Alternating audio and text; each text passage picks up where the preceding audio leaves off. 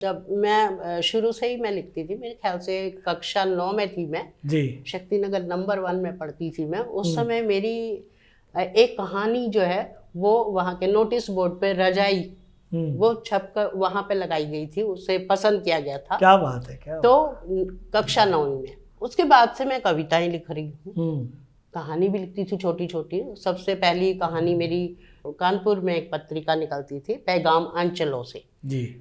उसके के शब्द चंदोला उनके संपादक हैं, आज भी मेरे संपर्क में है। पहली कहानी उसमें छपी, कविता छपी, लोग उसमें मेरी 3-4, ये तब मैं 11वीं में पढ़ती थी, तब छप चुका था ये सब।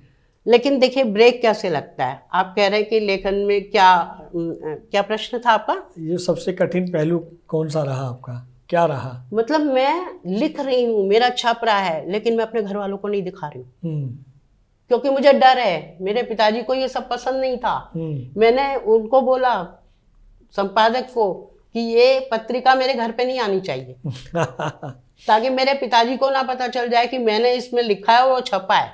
यहाँ पे रोक लगी। उसके बाद फिर शादी के बाद बिल्कुल रोक लग गई क्योंकि उन लोगों को बिल्कुल पसंद नहीं था मेरा लिखना पढ़ना। अगर मैं धर्मयुग या कोई किताब भी पढ़ लेती थी तो मुझे बिल्कुल कहा जाता था कि कलेक्टर बनना है क्या पढ़ रही हो ये किताबें, घर का काम करो, कोई ज़रूरत नहीं है सब पढ़ने की। तो ये सब, और घर में पिताजी भी जो है पढ़ना लिखना पसंद नहीं करते थे, तो वहाँ पर भी ये सब। हालांकि उसके बावजूद भी क्योंकि मेरे भाई के पास बहुत सारी किताबें थी, पूरी एक लाइब्रेरी थी हमारे घर में। उस टाइम पर मैंने बहुत सारे उपन्यास बड़े बड़े साहित्यकारों के पढ़ डाले। मैंने शुरुआत में बहुत पढ़ा है, तो उसके बाद ये बीच में ये जो ब्रेक लगा है, उसके बाद फिर बाद में शुरुआत हुई। क्या बात है, क्या बात है।